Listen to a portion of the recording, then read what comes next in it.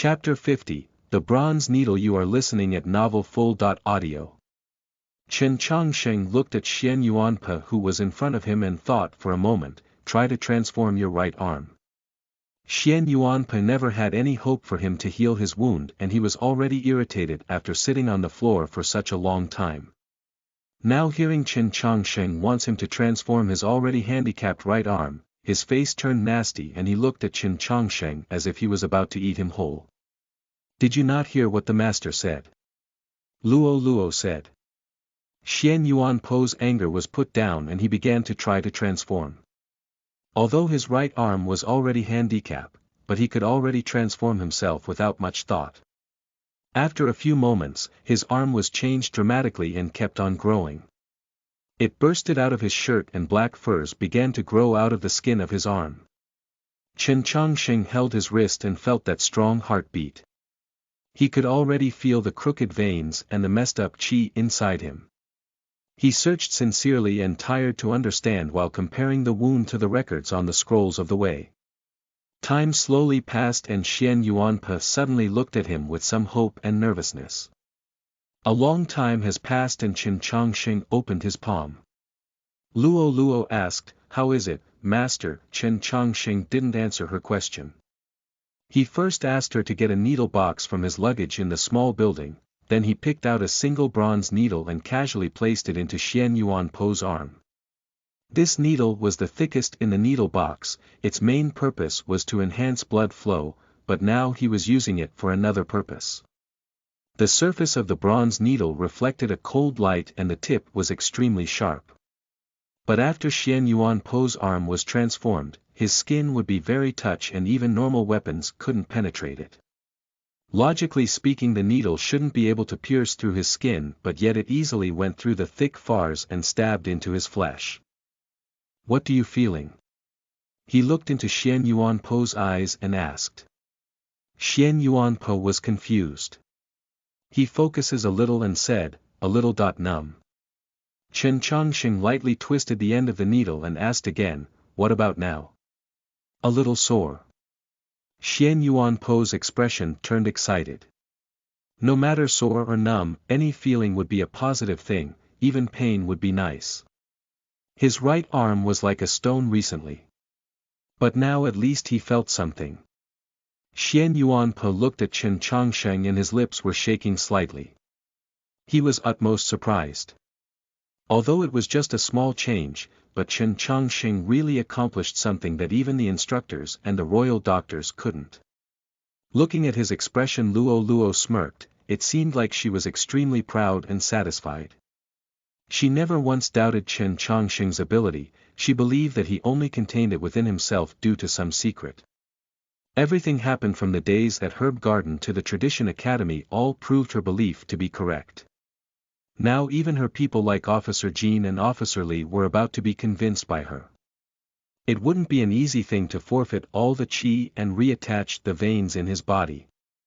Chen Chongsheng reorganized the needle box and looked at Luo. "It may take a long time, I suggest for him to stay in the capital instead of returning to his clan." Luo answered, "We will follow your suggestion." Chen Chongsheng looked at Xian Yuanpe and said, "Just stay in the Tradition Academy, there are still a lot of empty space." The Tradition Academy was large and currently only hold 2 students, Chen Chongsheng and Luo. It was kind of too empty and one extra person wouldn't be any trouble. At this moment Xian Yuanpe was still overwhelmed by the previous excitement and joy, then he thought back to his rude attitude towards Chen Chongsheng and felt insecure. But suddenly he heard his response and was embarrassed. He closed his lips tightly and wouldn't speak because he felt he didn't deserve such sympathy. Chen Chongsheng looked at Luo and said, "You finish this." Luo raised the stick of discipline and looked at Xian Yuanpe, "Speak for yourself." Xian Yuanpe wasn't going to speak. He wasn't going to speak even if she kills him under the stick. Luo has no other way but to ask Chen Chongsheng, "Master, what should we do?" Chen Chongsheng told Xian Yuanpe, "Sometimes unwilling to accept any sympathy or help isn't pride, but stupidity." Xian Yuanpe was bothered, he scratched his head and said, "I know, but I just can't do it. Chen Changsheng sighed and didn't speak any further. Luo Luo was irritated and asked, "What could make you stay?" Xian Yuanpe replied with a troublesome expression on his face, "I'm not a student of traditional academy." Luo Luo's eyes brightened up and said, "This is easy to solve." "What? We can just turn you into a student of the Tradition Academy." "What? No need for testing." "What? We just need to register." Luo Luo got permission from Chen Changsheng and took out the name list of the Tradition Academy from the closet and prepared a brush and ink. Then she handed them to Xian Yuanpo's hand. Xian Yuanpo opened his mouth slightly and held the ink brush.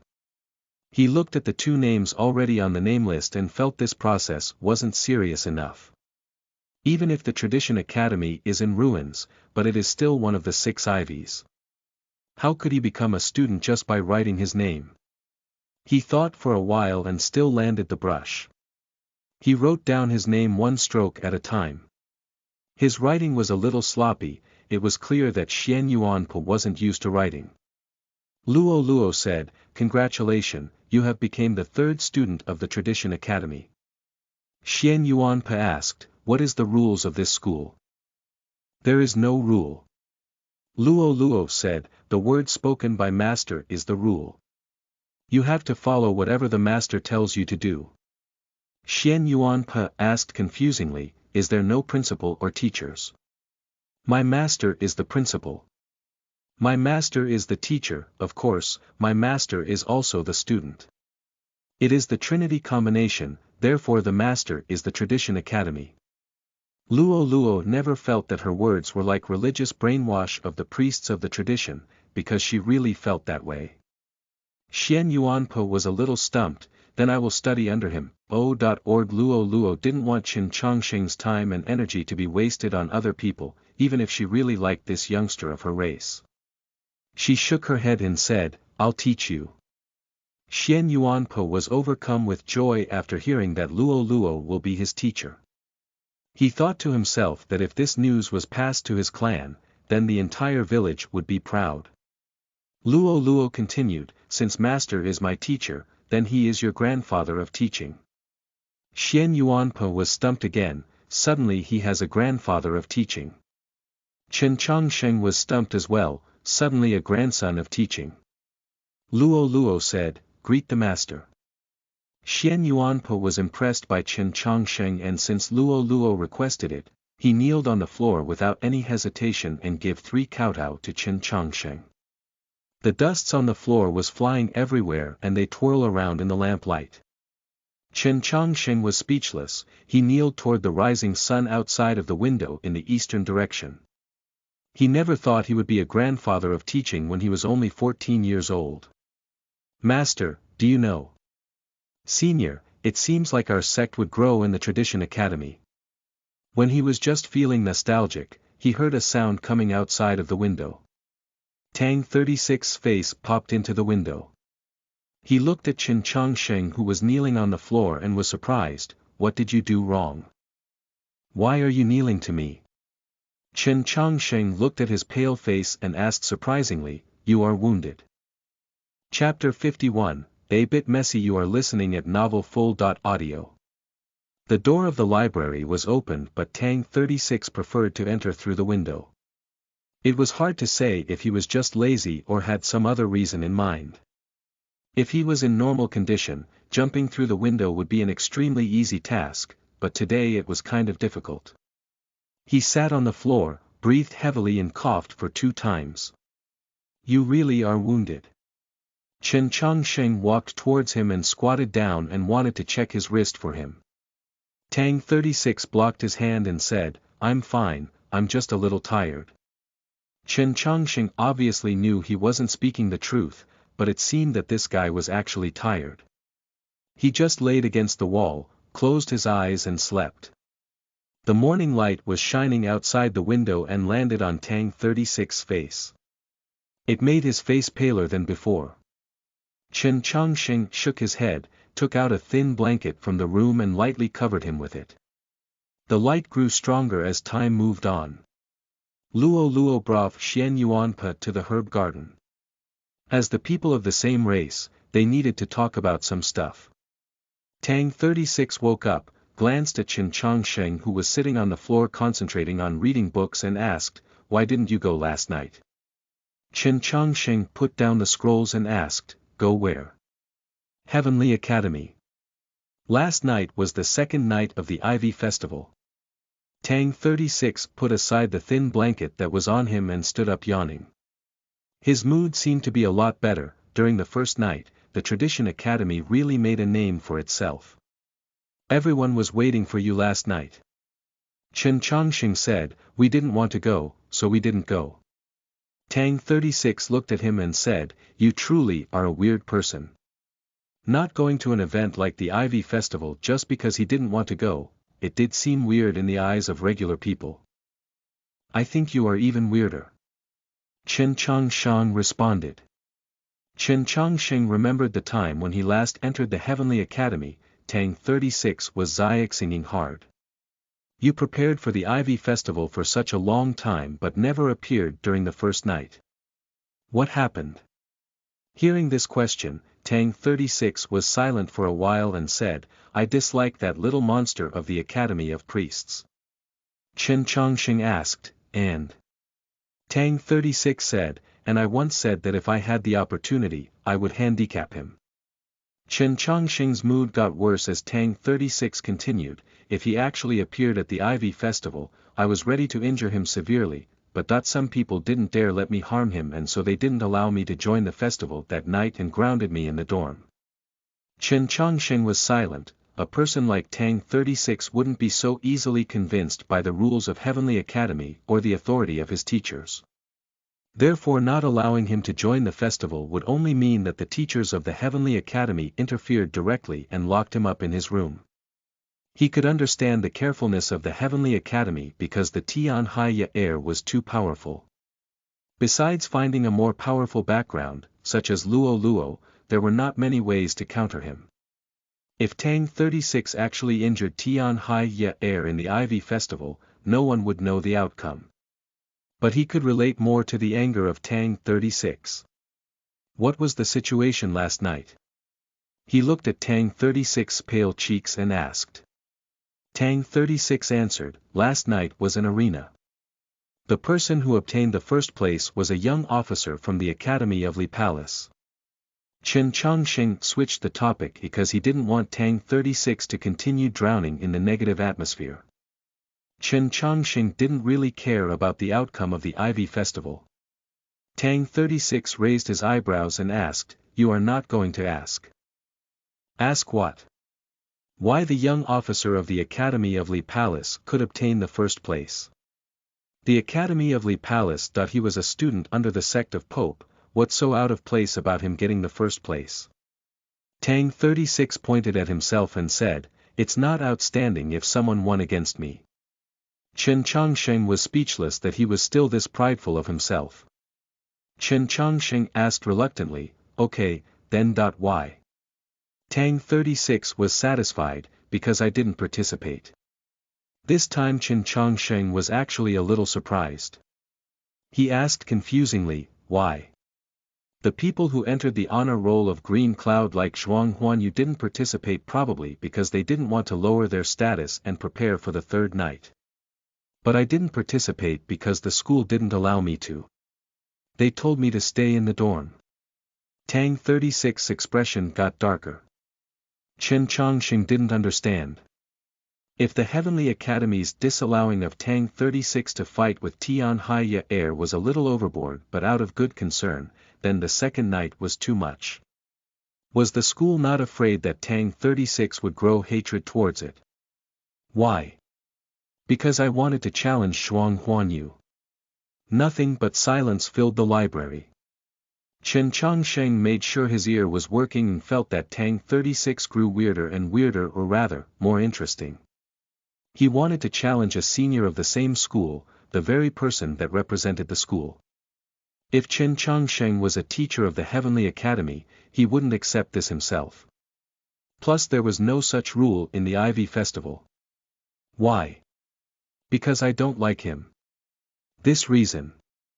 What about this reason? It's a good one. Chen Chongsheng was speechless. He knew there was probably a deeper reason for Tang 36 to challenge Zhuang Huanyu, but since this guy wasn't willing to tell him, he had no way of forcing him.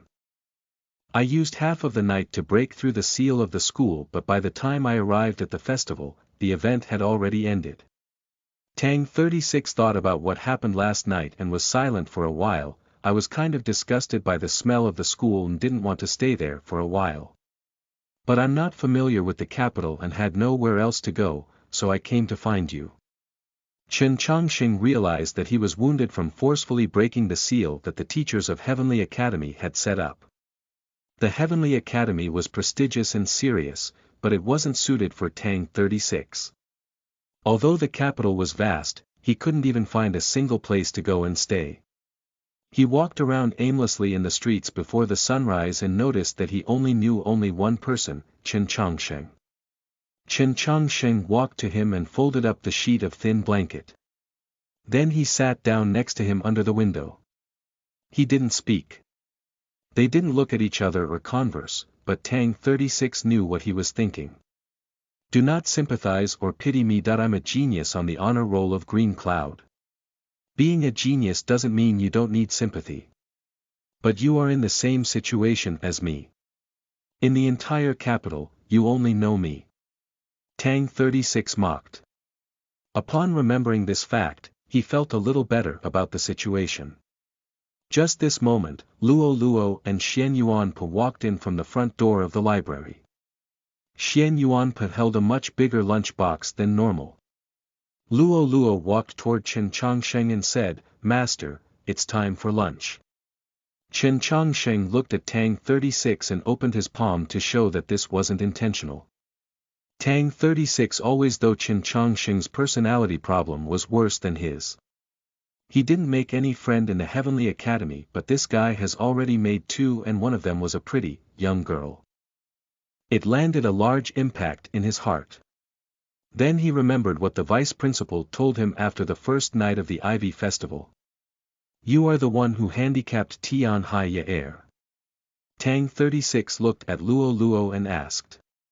It was even hard for him to compete with the little monster of the Academy of Priests in the amount of qi in their body, speak less of handicapping him just from collision of their qi. This young girl of the Tradition Academy surely was no ordinary character. In addition, after the incident, the Tradition Academy was untouched, which proved that this girl's background was extremely powerful. Now a lot of people in the capital was guessing the background of the Tradition Academy and how it was untouched after the incident. Some people were suspicious of Chen Chongsheng's background, but Tang 36 knew that he was just a rural youngster who came from Xining village. Then it only could be this young girl. Therefore his expression was serious and sincere when asking this question. Luo Luo didn't pay attention to him. Instead, she walked toward Chen Chongsheng and opened the lunch box and wiped the chopsticks clean. Then she handed them to Chen Chongsheng. Observing this scene, Tang 36 couldn't help but raise his eyebrows. Chen Chongsheng was a little shy. He handed the chopsticks to Tang 36 and introduced him. His name is Tang 36. I know, master. Luo Luo replied. Of course she knew Chen Chongsheng was familiar with Tang 36. Or to be exact, before her, he only knew Tang 36. Chen Chongsheng thought that since Tang 36 was a young genius on the honor roll of Green Cloud and Luo Luo wasn't an ordinary person, then it wouldn't be strange for her to know him. Luo Luo understood what he was thinking and said, I know who he is, but I'm not familiar with him. Chen Chongsheng said, I thought since you were familiar with Zhuang Huanyu, you would be familiar with him as well. Luo Luo peeked at Tang 36 for a second and said, Zhuang Huanyu was right next to me, it was hard for me to not be familiar with him. Tang 36 that was a little far. Chen Chongsheng thought he heard this before, but he still didn't understand. Tang 36 didn't understand either, but he could hear the mocking of the young girl. He was a little irritated and therefore, he picked the most expensive dishes in the lunch box and started eating. Luo Luo wasn't very happy. Xian Yuanpe sat there and ate quietly. After finishing lunch, Tang 36 took the black tea that Luo Luo prepared for Qin Chongsheng and drank it in one go. Luo Luo looked at him and smiled coldly. Qin Chongsheng didn't know what to do. He asked Tang 36, "Then what are you going to do next?" "I will definitely participate in the third night. The school won't stop me from going." "How are you so sure?" "This time, the 4 of the 7 rules of heaven will come." "Is Zhuang Huanyu able to counter all of them by himself?" Qin Chongsheng was confused. "What?" Tang 36 set the black tea on the floor and looked at him. "You don't know. The southern ambassadors will arrive at the capital early this year." Qin Chongsheng remembered the variable that Officer Xian talked about that day and realized this is what it was. Then he asked curiously, "Didn't they always come after the winter solstice? There would still be some time before the great trial, why did they come so early?" Tang 36 answered, "At first no one knew, but now, everyone on the continent knows." Qin Chongsheng asked, "What is the reason?" Tang 36 said, "The southern ambassadors wanted to propose officially on the day of Qi Shi. Chinese Valentine's Day, propose." Qin Chongsheng asked. Tang 36 answered, "Yes, Suyu Rong is finally going to marry someone." Qin Chongsheng was stumped. He was silent for a long while. Suddenly, he stood up and walked out of the library. "Where are you going, master?" Luo Luo asked. Qin Chongsheng didn't turn his head. "The dishes were a little salty. I want to go rest by myself. Today's dishes were a little salty." His voice was a little weak. This sentence was a little messy. Because his heart was a mess. Chapter 52, Attending the Festival. You are listening at novelfull.audio. If the dishes were actually salty, then he would need to drink some water, not rest. The illogicality of this simple sentence from Qin Chongsheng meant that the dishes weren't actually salty but rather, he just really needed to calm his mind and not continue in such a messy state. He walked towards the lake and stood under a big tree. He stepped over the tree roots above the earth with his hands on his waist. Qin Chongsheng glanced over the wall and looked into the distance. He only wanted to glance as far as he could, but he didn't know whether he should look towards the direction of Xining village or the south. A moment later, he took out a tiny item that was made out of bamboo and stored it in his pocket. He had told himself not to take it out anymore when he was first living in the tavern. He had taken this tiny thing and placed it into the deepest part of his luggage. It wasn't until now that he took it out once more. The southern ambassadors were going to propose in the capital. Suyu Rong was going to be arranged with Chiu Shanjun. Although she won't be married to him in such a short time, she was ultimately going to get married. Qin Chongsheng always thought romance had no effect on him and that he would never think about Suyu Rong. The reason he came to capital was to dismiss the marriage vow, and this still held true. Therefore, he didn't understand why he became irritated, or even felt despair after hearing this news. He wasn't used to such feelings and he didn't like it. He was unhappy. Perhaps it wasn't due to marriage and was for another reason. Qin Chongsheng tried to convince himself so, and then he found a justifiable cause. In the least degree, he and Suyu Rong had a marriage vow. No matter the laws, he was her fiancé, and she was his fiancée. Under the current condition that he haven't officially forfeit the vow, of course he wouldn't be happy because his own fiancée was going to marry some other man. Of course he shouldn't be happy. Yes, this was the reason. Yudong General's mansion and Suyu Rong weren't being respectful with their decision and he was mad. He told himself in his heart silently. Tang 36 walked toward the lake and stood beside Qin Chongsheng. "You still haven't solved the problem between you and Yudong General's mansion. Then this is a problem. The Divine Queen always trusted Su Shiji, and if Suyu Rong is married to Chiu Shanjun, then no one in the Zhou dynasty will be able to stop him." Luo Luo looked at his face with a worried expression, but she didn't say anything. The previous reaction of Chen Chongsheng was strange and it didn't escape the eyes of Luo Luo and Tang 36. Plus, they knew that there was trouble between Chen Chongsheng and Dong Yu General's mansion. But no matter what they thought, they couldn't figure out that he was the fiancé of Su Yu Rong, and therefore they couldn't figure out a way to help him. Just like what Shuang Er first said in the general's mansion, the entire world believed that Su Yu Rong and Qiu Shanjun were a destined couple, even Luo Luo and Tang 36. No one could have known that Chen Chongsheng existed between those two. It's nothing, I am just a little nervous. Chen Chongsheng turned around and faced the two. I heard that there were many geniuses in the southern sections. I don't know what kind of situation it would be during next year's great trial. Tang 36 knew Chen Chongsheng's goal in the great trial, and he thought Chen Chongsheng should be nervous. Mountain Virgin, Mountain Li, all of those southern sects are powerful. If young geniuses like the 7 rules of heaven participated in the great trial, it will be difficult to defeat them. Chen Chongsheng asked, I heard that the reason Zhuang Huanyu became rank 10 on the honor roll of Green Cloud was because he won over one of the 7 rules of heaven. He won over Qi Jian. He's the youngest, and the weakest of the 7 rules of heaven. Mentioning the 7 rules of heaven, even a person as prideful as Tang 36 became serious. This time, 4 of the 7 rules of heaven will participate in the Ivy Festival, and they will probably participate in the great trial as well.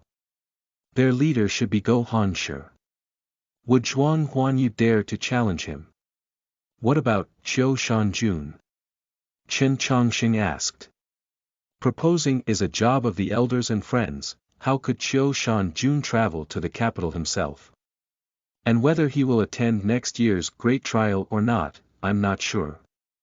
But don't look down on Go Hanshi. He is an honorable man. Tang 36 was a prideful person.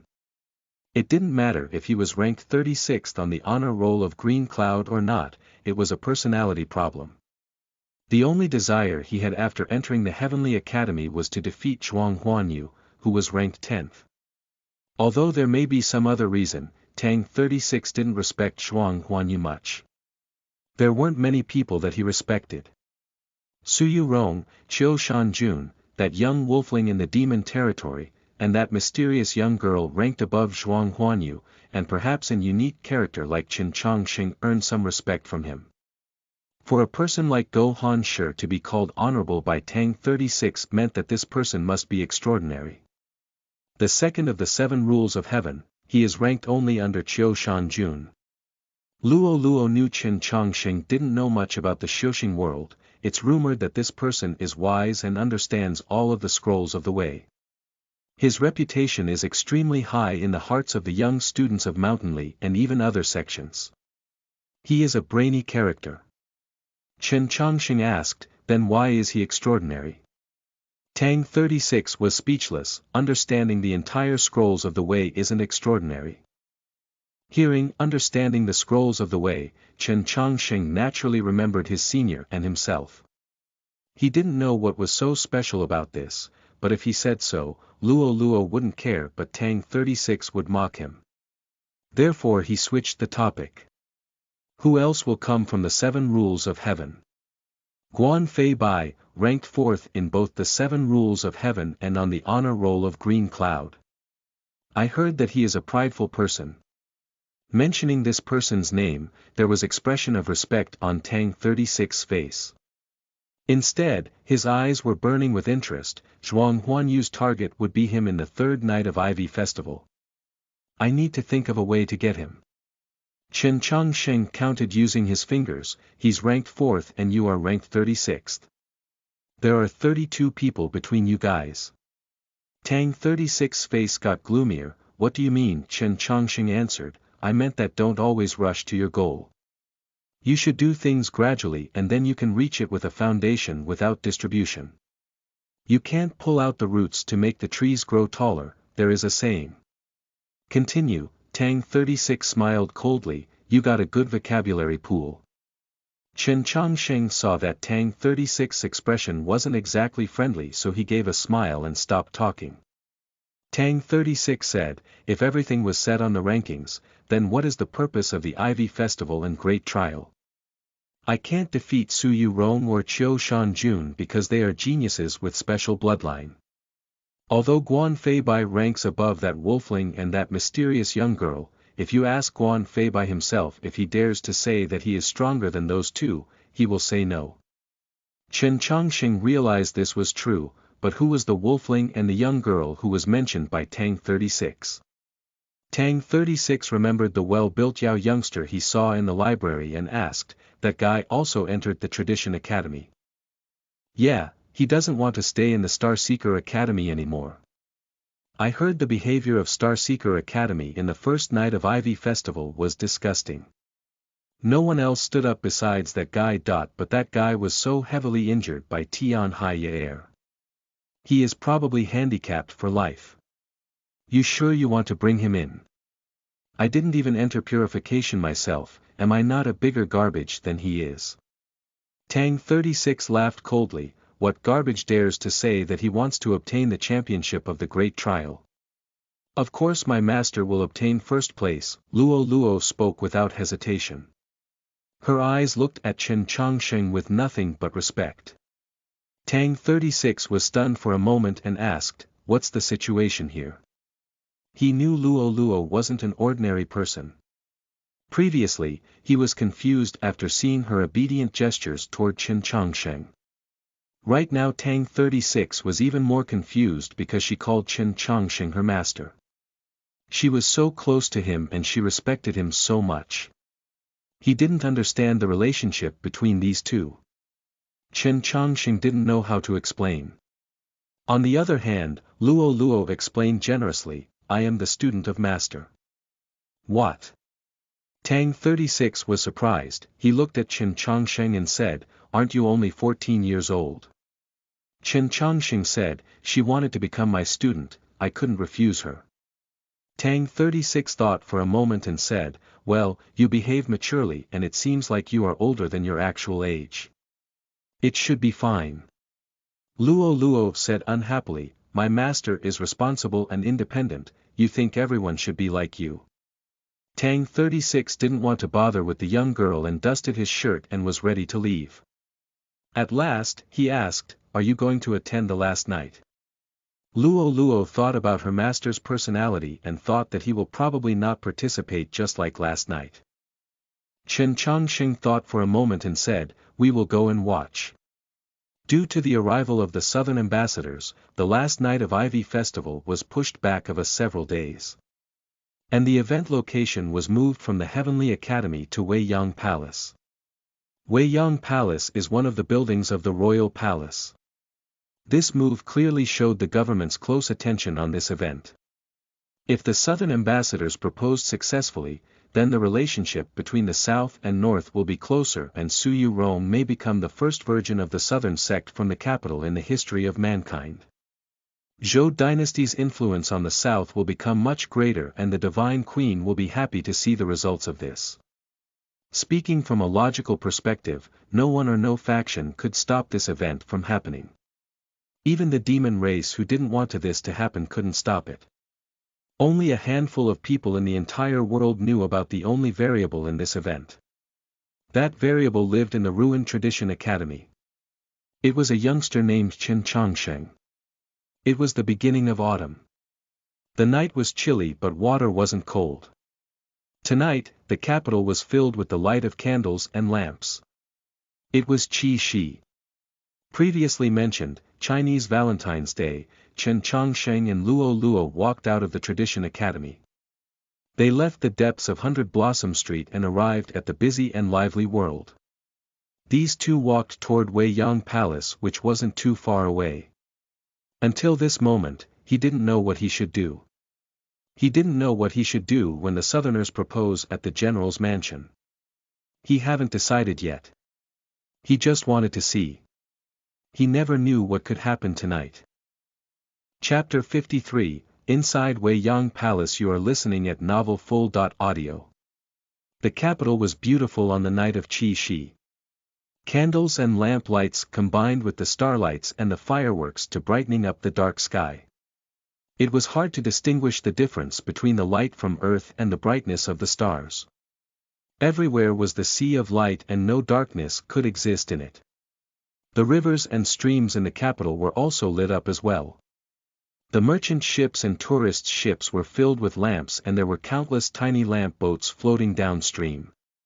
The most famous of the rivers, River Luo, was almost entirely filled by lamp boats and young couples stood on the shores watching the lamp boats. They released themselves.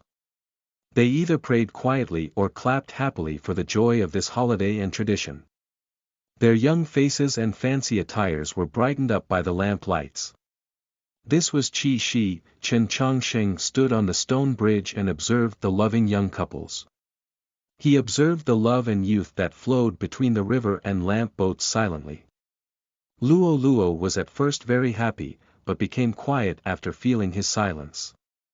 Ivy Festival was delayed for many days until tonight due to the participation of the southern ambassadors. In the previous days, Chen Chongsheng and Luo Luo were reading and singing in the Tradition Academy without a care of outside news. What made Chen Chongsheng a little out of wood was that he still couldn't successfully enter purification. On the other hand, Luo Luo's progress was Godspeed under his teaching and mentoring. It would be hard to build an extra floor on a skyscraper, speak less of flying directly above the clouds. If the people who knew about Luo Luo's true identity and discovered her progressing speed, they would treat Chen Chongsheng as a god. Luo Luo believed that her master was a god because of not only her growth in strength but also because Xian Yuan Po's wound was healing rapidly. Chen Chongsheng accomplished many things other that were considered impossible. She therefore didn't lose her respect for him after getting closer to him and knowing him for so long. Instead, she praised him more as time went on. The lamp boats in the river were floating away like fireflies. The dimming lights shined on Chen Chongsheng's face and his expression was undetectable. She looked at the side of his face and suddenly asked, "Master, what kind of mistress are you trying to find in the future?" Tonight was the night of Qi Shi. The capital of the entire human world was absorbed in the greatness of love and romance. Countless young men and women entered the strange realm embarrassingly or bravely. Looking at those heated scenes, it was only normal for Luo Luo to think about these questions. Chen Chongsheng thought for a moment and answered, "I never thought about these things." Luo Luo thought to herself, if he really never thought of these things, then why did he hesitate to answer? Wei Yanggong was a main building in the royal palace. It was usually used for royal feasts or traditional festivals. The building was treated specially due to its high quality. Tonight the capital was filled with light, and this building was being used as the location of the Ivy Festival. It was decorated to such an extent that people could mistake it for a palace in heaven. Chen Chongsheng and Luo Luo arrived at the entrance of the Wei Yanggong. They took out their invitation letters and had their identification checked. They followed the lead of a servant and headed for the depths of the palace. Even from a far distance, Chen Chongsheng could see the soft light emitting from a royal palace to the night sky. He recognized it was the light from a nightly pearl. How many nightly pearls would be needed to light up the entire palace? Chen Chongsheng thought silently and was shocked. But there was no expression on his face, just like how the nervousness in his heart didn't show on his complexion either. There was no doubt that the Zhou Royal Palace was the center of the entire human world. Even the Li Palace or the Southern Mountain Virgin or the Sword Sect of Mountain Li couldn't compare to this royal palace. If one must find a comparable location, it could only be the Demon Palace in the Shuelao city. Walking in the Zhou Palace and feeling every sincere essence flowing out of the rocks and windows, Chen Chongsheng felt a little nervous. It was different from his daily point of view from the Tradition Academy, and he was just a youngster who wasn't even 15 years of age. On the other hand, Luo Luo wasn't nervous at all. She was just as generous as usual and her steps were light and causal. She didn't need the servant's lead and she would pull on Chen Chongsheng's sleeve to tell him where to go and what he should pay attention to. Chen Chongsheng noticed this and asked quietly, "You been here often?" Luo Luo answered, "When I first arrived the capital, I was living here. Chen Chongqing knew her background was powerful, but he was still surprised after hearing this. The two climbed up the long stone stairs in front of the Wei Yang Palace. After they entered the door, the first thing that entered their vision were a massive amount of knightly pearls. Although none of them could compare to the one that Luo Luo gifted Chen Chongsheng, all these knightly pearls put together made a staggering view. Knightly pearls aren't oil lamps or candles. Even if the night breezes were strong, the light is still emitted without being disturbed. The light in the palace was soft and bright. Every masterful details of the carvings on the walls and ceilings could be seen perfectly. Plus, there was not even a trace of wind. There must be some type of seal in the Wei Yang Palace so that wind couldn't enter. There were many seats put up in the palace. Starseeker Academy, Academy of Priests, Heavenly Academy, Academy of Li Palace, and 13 Division of Green Light still occupied the best positions. The students who passed the semi-trial were sitting in the scattered seats. Many people had already arrived, and many more were still coming. There were officers from the Department of Education and officials of the government taking attendance in the front door. Besides their voices, the entire palace was quiet. Once in a while a person would stand up and greet their friends, but most of the people were silent. The Tradition Academy is here. Following the attendance of the officer, the entire palace fell into a complete silence. But it was shattered a moment later. Countless whispers began to appear and discussion were being made. All eyes glanced towards the entrance of the palace and landed on the young boy and the young girl. Tradition Academy was the least well known, or you can say almost forgotten, of the entire 6 Ivies. In the previous years, the Tradition Academy didn't even have a seat in the Ivy Festival. But after the first night of this year's Ivy Festival, this school was remembered by many people and wouldn't be forgotten this time. L.RG Everyone was looking at Chen Chongsheng and Luo Luo who were standing at the palace entrance. Their eyes weren't filled with curiosity or sympathy, but rather caution and suspicion. Many of them were looking at Luo Luo. Those eyes were especially heavy and filled with fear. After that night, many people were checking the background of the Tradition Academy. They knew about the approximate background of Chen Chongsheng from the Department of Education, but still no one could find out the identity of Luo Luo. They only know that this young girl appeared in the Heavenly Academy and the Starseeker Academy. The principal of Heavenly Academy, Mao Qiu, knew the background of this young girl. Some people also found out that the guests of royal court also appeared with this young girl. The Yutian general, Xue Xingchuan, advised his people in his mansion to be careful around the young girl. But they couldn't ask or force these powerful characters to leak any information. The background of Luo Luo remained mysterious and unknown. But through these big characters' people, they could at least know that her background wasn't ordinary, or else the Tradition Academy and herself wouldn't be safe after she handicapped that little monster of the family of Tian Hai while the professor of Heavenly Academy had disappeared.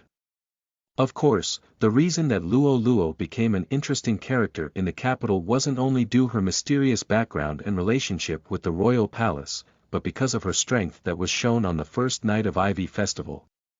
At such a young age, the young girl was already this powerful. Perhaps only Su Yurong could defeat her, but Su Yurong was born talented with the bloodline of Sky Phoenix. Who was this genius that popped out of nowhere? Compared to Luo Luo, Chen Chongqing received very little attention. Everyone could see that this youngster still didn't reach purification and was just an ordinary person. Although people didn't understand why Luo Luo respected him so much, they wouldn't look at him otherwise just because of her respect towards him. An officer of the Department of Education walked from the side to the front of the palace and announced to the students of 6 Ivies and the students who passed the semi-trials that the southern ambassadors will arrive at the capital tonight. They will be staying at the Academy of Li Palace and will accept the blessing from the Pope. After that, they will enter the palace and the event will start a little late. Hearing this news, the people in the palace weren't particularly happy. But the weird thing is that the mood in the palace was lifted. It was clear that the young geniuses led by Go Hanshi and the Southern ambassador put a lot of pressure on the prideful youths of the Zhou dynasty. But since they needed to wait, they couldn't just sit around. The attendance continued and the students and staff all stood up and greeted people who they were familiar with. They talked about the interesting things that happened recently and discussed how Go Hanshi would perform later. All was lively. The Tradition Academy's position was still in the corner and undisturbed by anyone.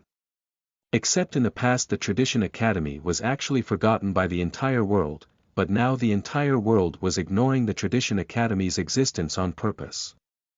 The difference between the two may be small, but it was important. Of course, this purposeful ignorance was mainly due to the arrival of the Southern ambassadors. Many people didn't want to attract the troubles onto themselves. It seemed like the two powers of the Zhou dynasty were trying to compete with each other through the Tradition Academy. If it was any other time, there would be tons of people challenging Qin Chongsheng and Luo Luo, but not now. There will be a more important thing happening in the Weiyang Palace tonight. It would be more important than the new students of the Tradition Academy and the possible collision of the two powers of the Zhou dynasty. The marriage proposal tonight was the single most important thing happening in the human world. Su Yurong has the bloodline of Sky Phoenix, which would only appear once in 1,000 years. Qiu Shanjun has the bloodline of Heavenly Dragon, which was unheard of in the world. Plus, Mountain Virgin and Mountain Li were the most powerful sects in the Southern Hemisphere. If it was actually mentioned, they would be students of the same sect. No matter how you look at it, they were a destined pair blessed by heaven. The Zhou dynasty also liked to see the success of this marriage, not because people like to see perfection out of perfection, but rather because Su Yurong will become the virgin of Southern sects. She would be the first girl from the capital in the history to take this position. Qiu Shanjun would become the guardian of the Southern sect. There are two traditions in the North and South. People's mind were also divided between the North and South. But the entire human world would be bound closer together due to this marriage, and the war against the demon race would have a better result. The entire human world would like to see Xu Yongrong married to Qiu Shanjun. Anyone wish against it would be rebelling against the entire world. Editor Bing. Seriously. If the Su Yurong had the blood of the Sky Phoenix and Qiu Shanjun has the blood of the Heavenly Dragon, then the MC Obs has the blood of the Divine God. Like what kind of bloodline requires one to freaking shish kebabing amount of energy just to reach the purification stage? Comment please. They are geniuses, then our MC is God.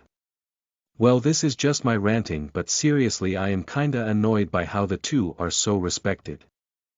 Chapter 54, A Spring Wind Came at Night. You are listening at novelfull.audio.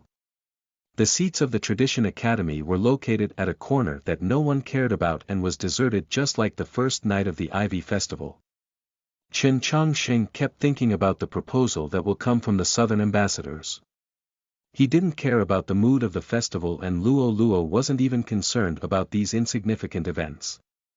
She was paying attention to Qin Chongsheng's feeling and was guessing about what he had in his mind. Occasionally, she would pick a fruit and feed him, but she would not give a glance to the tea on the desk. The tea from the royal palace was obviously elite in commoners' eyes, but in her eyes it was extremely poor quality. How could she let her master drink it? A mid-aged court maid appeared behind the seats of the Tradition Academy. Her face was expressionless and extraordinarily cold and arrogant, and she seemed to have the status of imperial concubine. But when she got close to Luo Luo, the coldness on the maid's face entirely turned into respect and enthusiasm. Her voice was also well controlled, such that only Luo Luo and Qin Chongsheng could hear it. An invite from the Pinghua princess. Qin Chongsheng felt a little surprised and gave a look to Luo Luo to ask her what's happening. Luo Luo looked deep into the palace and saw official Jin and official Li in the shadow. She roughly figured out what happened, felt a bit sorry, and spoke to Qin Chongsheng. Master, I haven't visited the palace for a long time, maybe I have to go there for a while. Qin Chongsheng already gradually got used to the surprise Luo Luo brought him. He even felt somewhat numb and said, since you know him, then you should go. Luo Luo looked at the people who frequently glanced at the seats of the Tradition Academy. Don't worry master, I will come back soon. Chen Chongsheng knew what she was worrying about but did not feel embarrassed and laughed. You must come back. After a while, another servant from the palace came, but this time Chen Chongsheng himself was invited. He looked at the body that was as tall and big as mountain outside the side door of hall in the darkness and remained silent for a while. He made sure that people inside the hall did not notice him before he stood up and walked towards the man. Even though the side door of the hall was slowly closed, the soft light of the nightly pearl still penetrated through the window falling on Su Shiji's body. Its shape was sketched out more clearly. When Chen Chongsheng saw his back, he felt a little heartquake but he didn't have much of a reaction. You did not participate the second night of the Ivy Festival. I thought you wouldn't show up tonight either. Su Shiji turned around and looked at him coldly. Why do you come? Chen Chongsheng did not even understand himself. Why did he want to come to at the last night of the Ivy Festival? Later on when the southern ambassadors representing Qiu Shanjun officially proposed to Su Yurong, what should he do? He knew why Su Shiji wanted to see him privately before the proposal outside the hall. That reason made him a bit angry. He looked at Su Shiji's eyes and said, Uncle, I am a student of the Tradition Academy and I have the right to come to the Ivy Festival. This answer obviously couldn't make Su Shiji happy. What made him even more unhappy was, Chen Chongsheng called him uncle. Such title was for treating a close elder, but it was obviously intentional. Within it hid a deeper meaning when the youngster said it. He looked at Chen Chongsheng and said, it seems like you are not prepared to continue keeping your promise. Chen Chongsheng replied, I never expect everyone to keep her promise, but I will definitely keep it myself. Since he arrived at the capital, Dongyu General's mansion caused many troubles for him. They caused trouble for him until some high-status people stood out and helped him, but for what reason they did it he did not know. They allowed him to study in the Tradition Academy in exchange for a type of promise, but he never promised them anything. AKA he understood what they wanted but he never promised them anything. If they really have to talk about promise, then the engagement that was signed many years ago was the real promise. Dongyu General's mansion did not want to keep the promise, then how could they criticize him for not keeping their promise? Su Shiji looked at him calmly, what do you think you, a little kid, can change? Chen Chongsheng did not reply, turned around, and prepared to walk back into the hall. Su Shiji laughed and said, what an immature child. Chen Chongsheng paused because he suddenly felt his body becoming somewhat rigid. Just a simple sentence from Su Shiji made his heart suddenly tightened up. The speed his blood moved inside the vessels became extremely terrifying. A violent but bloody qi controlled his body and heart.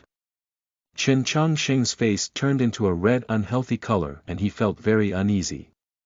Until now, he was certain that elites at Su Shiji's level could kill a commoner like him easily if they really wanted to.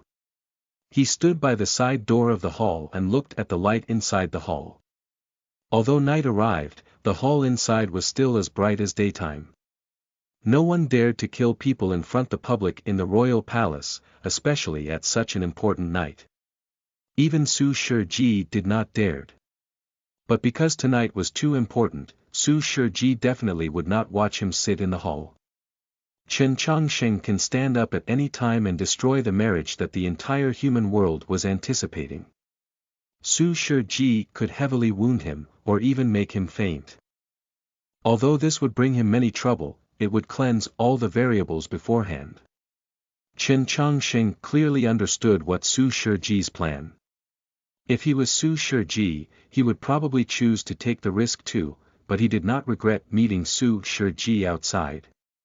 Because just like in the Su's mansion and outside the priest's academy, he was not ashamed so he was not afraid. His right hand held the button that Luo Luo sewed inside his sleeve. Let all of this be revealed in the light brought by the nightly pearl. At this moment, in the darkness of the palace a voice suddenly came up. The voice was very soft, giving people a friendly and clean feeling. Like a spring wind blowing into one's face. General Su, what are you doing here? A handsome young man walked out of the darkness, wearing yellow shirt, smiling kindly. Anyone could see that there was conflict between Su Shiji and Chen Changsheng, but this young man still asked calmly and asked in such a natural way as if he really just wanted to say hi to Su Shiji and begin a friendly conversation. A spring wind at night. The bloody and violent qi suddenly disappeared. Chen Changsheng escaped from the danger and his face gradually recovered. Su Shiji looked at the young man and saluted, "Good to see you, Prince Chen Lu." "I am just chatting with an old friend."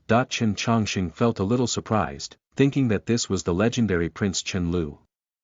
Prince Chen Lu looked at him, appeared very shocked, and said, "So you are the one." Su Shiji frowned, "Does Prince know him?" Prince Chen Lu smiled, "The first student of the Tradition Academy in the recent years. It's hard for me to not know him. Since the Divine Queen came to power, the Chen's royal family was forced out of the capital and moved to various distant cities. Only Prince Chen Lu was still in the capital and grew up in the palace. Prince Chen Lu was the only bloodline of the old royal family in the capital. He represented many meanings. In the few days ago, the Tradition Academy reappeared in people's eyes, in many's eyes, that also represented many meanings. Coincidentally, the meanings that two represented were all the same. Editor Bingo. I thought from the title that something love-related happened from Spring Wind. So much sadness that I was wrong. Chapter 55, The Quality of One's Heart. You are listening at novelfull.audio. Looking at this young man with a handsome complexion and generous aura, Chen Changsheng greeted him calmly, but his mind wasn't as calm as his expression was.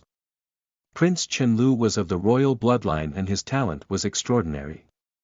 Since he grew up in the royal palace and had a high status, he never participated in the great trials and didn't have any chances to show his strength. The principal of the Heavenly Academy and the guests of the royal palace all said that it would be easy for him to enter the honor roll of Green Cloud based off his strength when he was young. Now that he's more than 20 years old, if he was willing, there would be a spot on the honor roll of Midas for him as well. But the reason that he was respected by an important general like Su Shiji wasn't because of his royal bloodline or his strength, but rather because the Divine Queen treated him differently and allowed him to stay in the capital. This decision led to countless theories. Perhaps the Divine Queen was thinking about letting him become the next emperor of the Zhou dynasty. Many people believed this theory, but these recent years, the family of Tian Ji has been acting arrogant and prideful. Although Prince Chen Lu belonged to the royal family of Chen, the Divine Queen never expressed her true attitude and no one knew what kind of character he would be in the future of Zhou dynasty. Therefore, everyone in the capital treated him with a complex attitude. They respected him but isolated him. Su Shiji was one of the generals of the Zhou dynasty and was deeply trusted by the Divine Queen. Because of the old event where he massacred the royal family rebellion, he made a lot of enemies in the government court. For this reason, he exercised even more caution when dealing with Prince Chen Lu. He needed to do something and not trouble the mentioned prince. He knew Prince Chen Lu was representing the Divine Queen and hosting tonight's Ivy Festival while greeting the southern ambassadors who traveled far to get here. However, he never knew that he would encounter the prince outside of the palace. In addition, the prince was showing hints of reminders of a certain thing and in the meanwhile, sort of protecting Chen Changsheng. Su Shiji was sure that the marriage vow between Chen Changsheng and his daughter was unknown to the world, so the purpose of Prince Chen Lu's sudden appearance and protection of Chen Changsheng would be helping the Tradition Academy. This reminded him of certain rumors going around the capital lately which made him feel insecure. Prince Chen Lu looked at Chen Changsheng and smiled, "Can I help you with anything?" His voice was neither fast nor slow.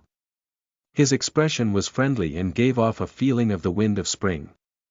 It was warm and relaxing. At the beginning, Chen Changsheng didn't understand the reason for this prince's protection, but after hearing this sentence, he became relaxed. Now hearing the warm words of the prince, he was thankful and said, "Thank you for worrying about us." "No need to thank me. In fact, you were just dragged into unnecessary trouble.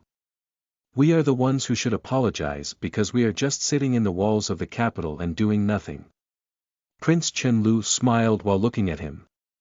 His words were causal but his tone was sincere. When the city gates go down, it will trouble the people inside as well. If it wasn't for the two powers of Zhou dynasty causing trouble from the recruitation of Tradition Academy, Chen Chongsheng would just be a normal youngster unknown to the world. He wouldn't be watched by the entire capital and attract so much attention. Prince Qianlu didn't know about the stories between Chen Chongsheng and Dongyu General's mansion, and so, he thought Su Shiji was bothering him on purpose.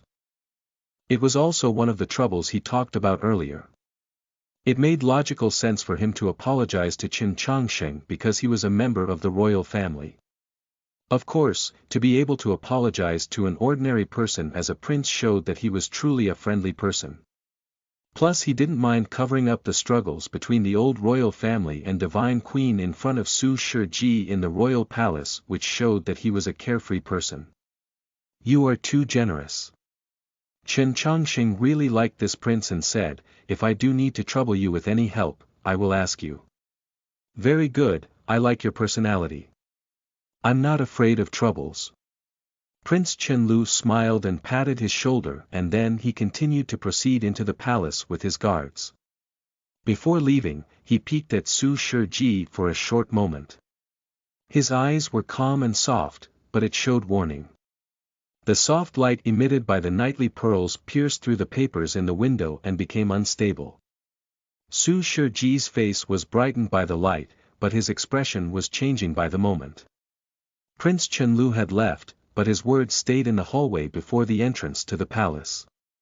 No matter how hard the night gales blew, they didn't fly away. Su Shiji couldn't bother Chen Chongsheng any further, but he said coldly, your luck is very good. Chen Chongsheng thought for a moment and said, perhaps, it's because of my good heart. After saying this, he laughed. In many people's eyes, Chen Chongsheng was way more mature than his actual age because he always acted calm and never had extreme emotions. He never really talked much with strangers and always followed rules and had good manners. He doesn't smile much either. But right now he was laughing very happily, because he was in front of Su Shiji. Su Shiji was laughing too, perhaps he thought the response from a child was funny and naive, but his laughter wasn't a pretty sight. Weiyang Palace wasn't a main building and it wasn't a palace where Divine Queen lived in either. There were gardens and ruins a little farther from the palace. Right now, the night was getting darker and from the unmaintained gardens, a black goat slowly walked out. Its eyes were reflecting the starlight and appeared to be gloomy. Su Shiji looked at this sight in the darkness and raised his eyebrows a little. He didn't speak any further and entered the palace. Chen Chongsheng also saw the black goat. That black goat quietly looked at him and walked towards another direction away from the palace. During its walk, it stopped and turned its head toward Chen Chongsheng. It seemed like it wanted him to follow. Chen Chongsheng understood the black goat's intention, it wanted him to leave the palace. Although they couldn't communicate, he could faintly feel and determine that this black goat was friendly towards him. Perhaps this meant that tonight's troubles haven't ended yet, or possibly that the true tasks and danger has only started. But he didn't follow it because he wanted to participate in tonight's Ivy Festival. He was yet to decide on what to do when the Southern ambassador proposes, but he wanted to see the action with his own eyes. Perhaps when he saw it, he would know what to do. The black goat disappeared into the darkness of night.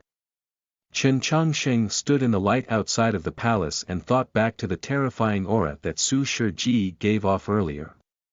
He knew it was very dangerous. Su Shiji said his luck was good because of Prince Qianlu's sudden appearance. He answered that perhaps it was because he had a good heart. A good heart means that karma is not harming him in any way, but rather helping.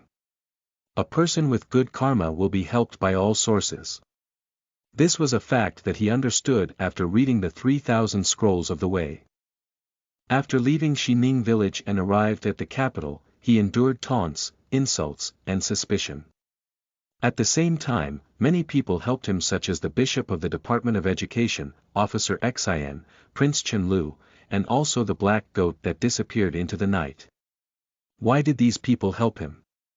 He knew that it wasn't because of his personality or morals.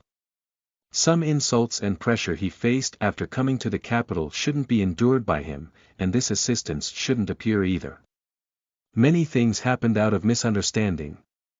The marriage vow between him and Su Yurong was only known by Yudong General's mansion and the big character in the royal palace.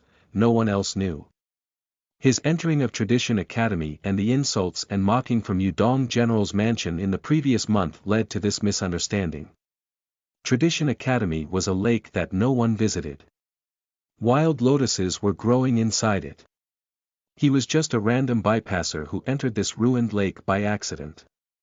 He wanted to roll his boat across the lake, but his action disturbed a group of swain. Just when he was thinking about this, a loud bird scream was heard far into the distance, and there were water splashing sounds. It's hard to know if the bird was hunting or being hunted. Chen Chongsheng turned around and glanced toward that darkness of night. Suddenly, an alarm went off in his heart. Just this moment, a voice was heard. This voice came from the depths of night but wasn't spread throughout the night. This voice came from the depths of royal palace but didn't fade away into the palace. This voice was heard directly in his ears and landed on his heart. This voice was clean and very moving. It was like a popsicle in the winter, but it was colder than winter. You, are Chen Chongsheng. The surrounding was silent. The music from the Weiyang Palace decreased in volume drastically after passing through the window. It was very light. From far away, the leaves were flying with the wind and swirling across the spacious field. They were very light. That voice that appeared in his heart was also very light, but it was as shocking as a lightning. If an ordinary person heard a voice directly from his heart, they would be terrified. But Chen Chongsheng wasn't very responsive. He stared at the palaces resting in the night and tried to locate the position of the speaker. He read all of the scrolls of the way. He knew that some Xiaxinists in Star Fusion stage can easily pass their voice into the ears of ordinary people. You are calmer than I thought, or perhaps you are an idiot. The voice appeared again. I just hope that you are smarter than I imagine. There was a lady in the royal palace. Although she was young, she has already reached the Star Fusion stage and didn't care about the words said by Prince Chen Lu previously. From this, it was clear that her status in the palace was unimaginable and her identity was clear as the daylight. She was the big character that Chen Chongsheng previously thought about. He looked into the palaces hidden in the night and greeted calmly, "Greetings, Madame Mo." The voice disappeared for a moment. It seemed like she didn't expect Chen Chongsheng to immediately know who she was, or perhaps she wasn't used to being called this way. The voice belonged to the legendary Lady Mou, the second most powerful woman in the Zhou dynasty, or perhaps the second most powerful person. In terms of political influence, not Xiaxinists' power, you can call me Lady Mou. Yes, Madame Mo. For some reason, Chen Chongsheng was extra stubborn tonight. Perhaps it was because he knew the reason for the sudden appearance of Mou. You surely are a smart youngster. Thank you. Recent days, a storm was approaching the capital and you stayed inside the Tradition Academy and didn't set a foot outside.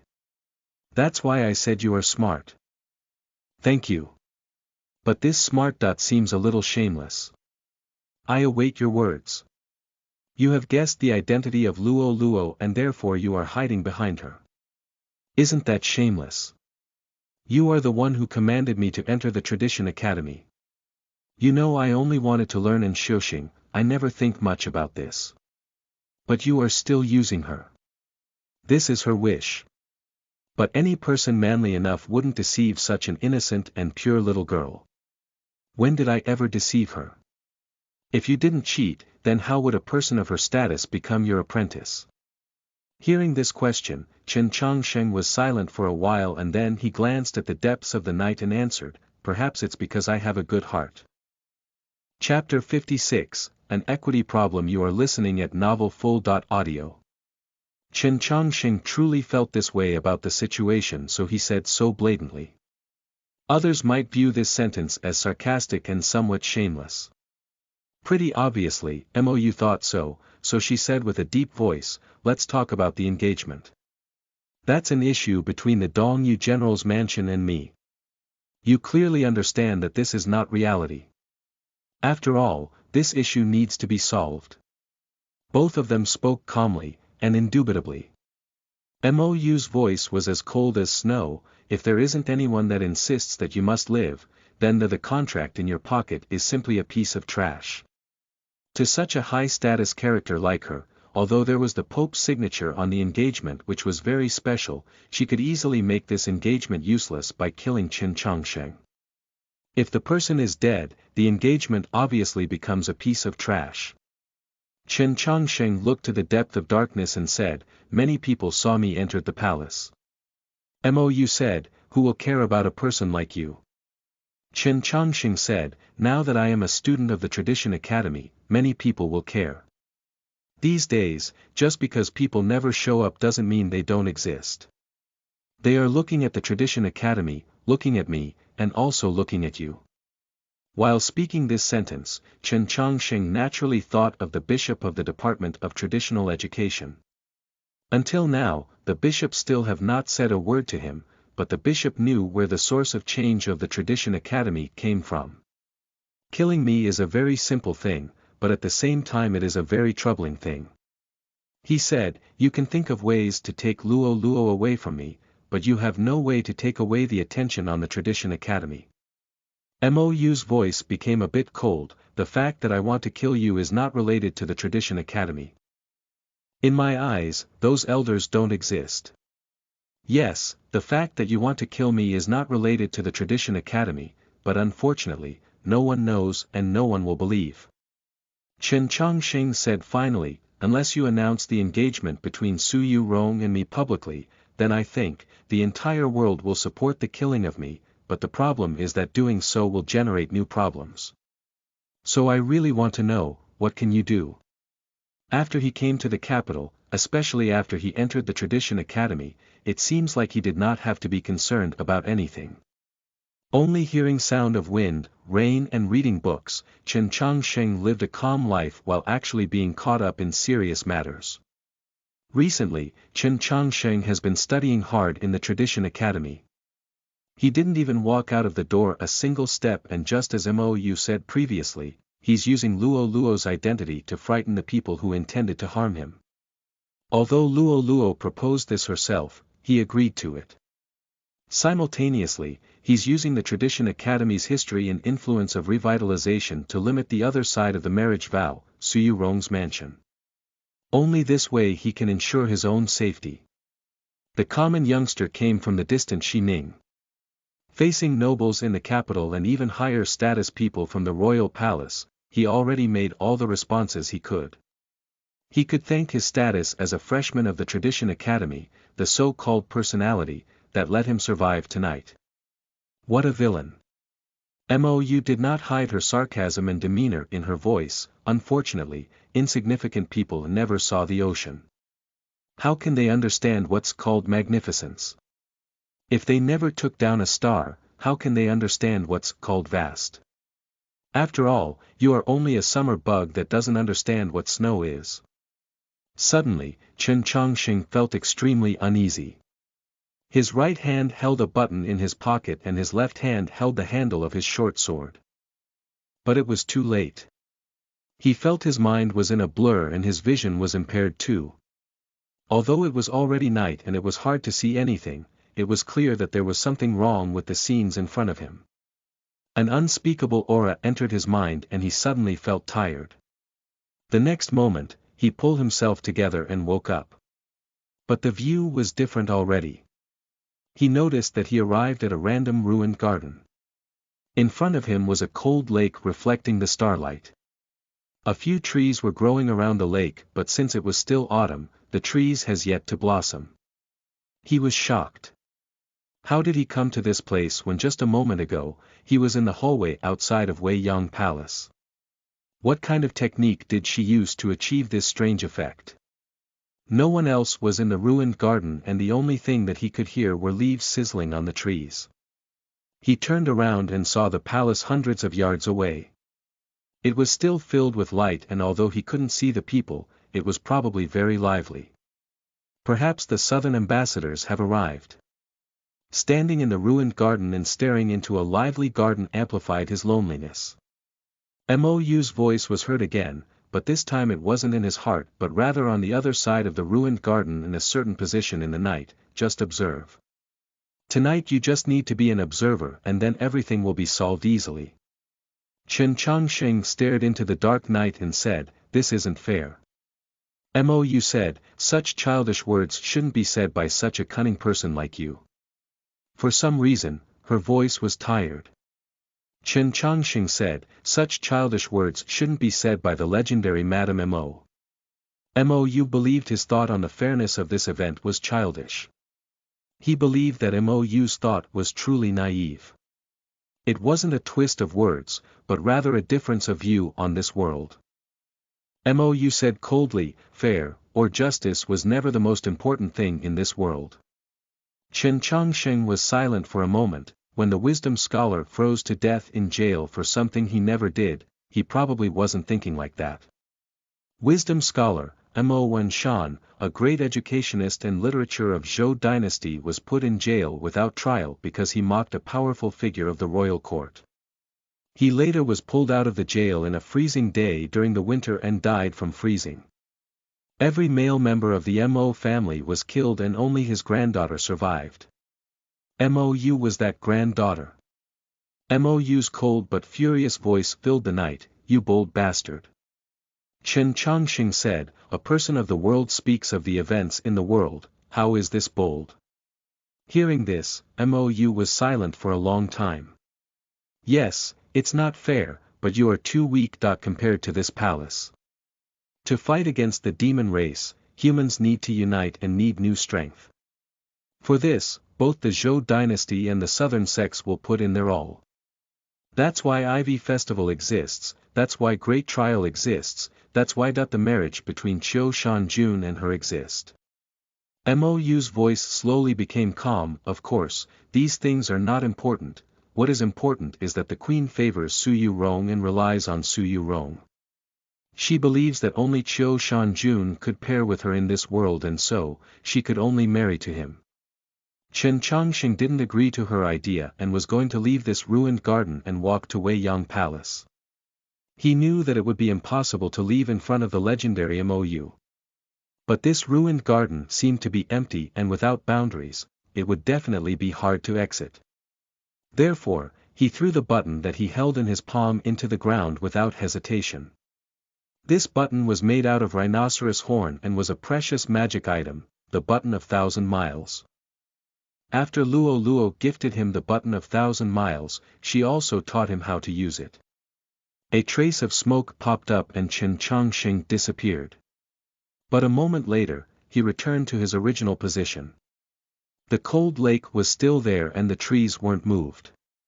His face got a little pale and a trace of blood was flowing out of the corner of his lips. There was a powerful boundary around the ruined garden. It was even more powerful than the one released by that demon Xiaxingist in Tradition Academy that night. Zhou Royal Palace wasn't an ordinary place.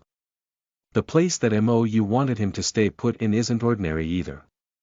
Even if it just looked like a ruined garden, he still couldn't make a move. "I calculated everything you got, therefore, give up." Mou's voice was so calm that it made Chen Changsheng's heart froze. Chen Changsheng picked up his head and rose his right arm to wipe the blood off of the corner of his mouth.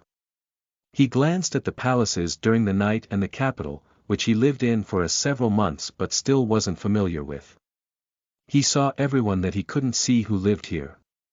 "To be honest, I was really here to forfeit the marriage vow." His voice was tired, but still calm as usual. "She was liked by everyone. She was even liked and adored by the divine queen. But I never thought about marrying her, I really was here to forfeit the marriage. But, why does no one believe me?" The night was dead silent, and the ruined garden was still isolated, just like the expression on his face. He was here in the capital to forfeit the marriage. He said this twice in Yudong General's mansion. Today, he said another 2 more times in the royal palace's ruined garden. Yes, but why did no one believe him? Just because she is the untouchable true phoenix's reincarnation. And he himself is just an ordinary boy who couldn't shoshing. I understand clearer than most of the people in this world what the importance of living is. It's more important than marriage, it's more important than the insults and mockery I received after I arrived at the capital. Therefore, I could care less. He switched his gale from the distance to the opposite side of the lake, but you guys have done too many meaningless actions. You kept on reminding me that I have a fiancée and that she will be married to another man. Even just a moment ago, you guys were still reminding me of this fact. All right, I must admit that I started to care now. Just like what I said to Madame Su in the general's mansion. This time, I have really changed my mind. I won't marry Su Yurong because I dislike you guys and her. But I won't forfeit the marriage vow either, because I dislike you guys and her. This is fair. This way, if I don't agree, she can't marry Chiu Shanjun, or anyone for that matter. I know this isn't fair for her. But it's fair to me. The ruined garden was dead silent. The freezing lake's coldness can sneak up on people's spine and pierce their bones. Mou was silent for a long time. Suddenly, she felt perhaps she did something wrong. Back in Yudong General's mansion, Madame Su had this feeling as well. But the next moment she started laughing. She was mocking herself as well as the words of this youngster. In order to do that, you must let the entire continent acknowledge the marriage vow between you and her. Tonight would be the best opportunity. But you need to leave here first. Chapter 57, The Prisoner of Tong Palace. You are listening at novelfull.audio. Behind Han Guang Palace, a bamboo carriage slowly arrived.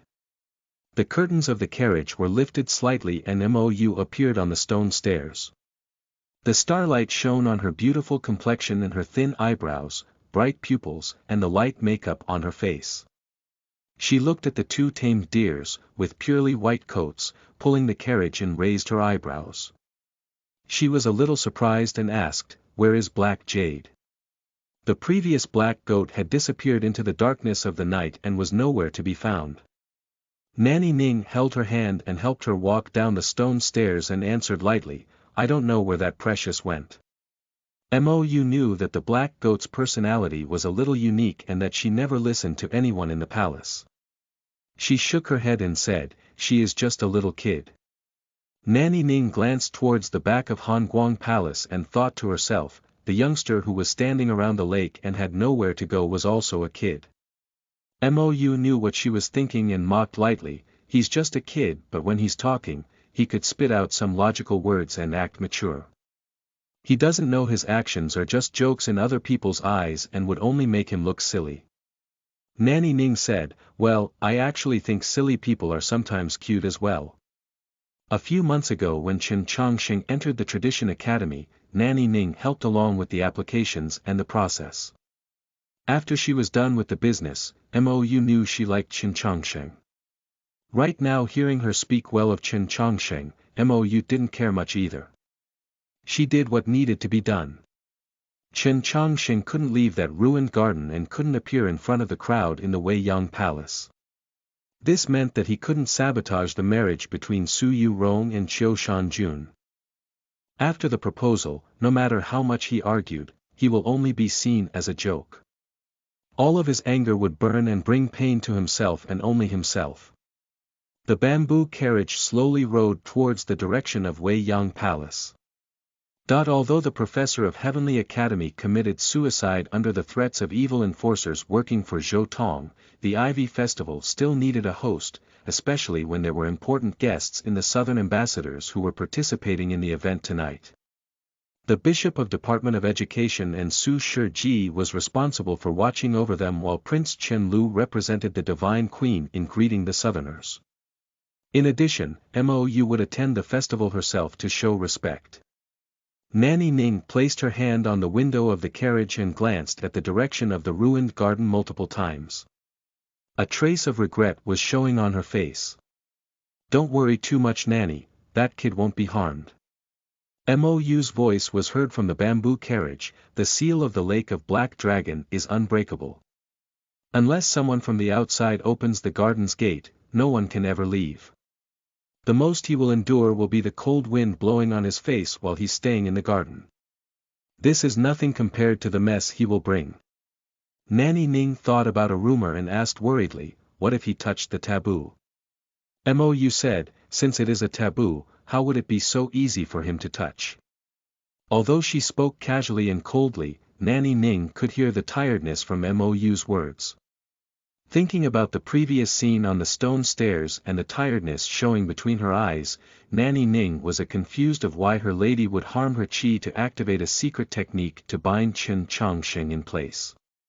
"Lady, you promised Lady Yurong that you would not use force on him. Did I use force tonight?" "I only used words." Mou thought back to the letter that she received few months ago from the south and became irritated. That idiot girl didn't want to marry him but didn't want others to use force on him either. Don't harm or interfere with him. What kind of rules is that? Or else I wouldn't need to use so much energy on this and it wouldn't be such a trouble. Using her power, high status, and influence in the Zhou dynasty, she could have more than thousands of ways to make youngsters like Qin Chongxing praying for death and despise living. But this thing turned out to be very troublesome due to that letter.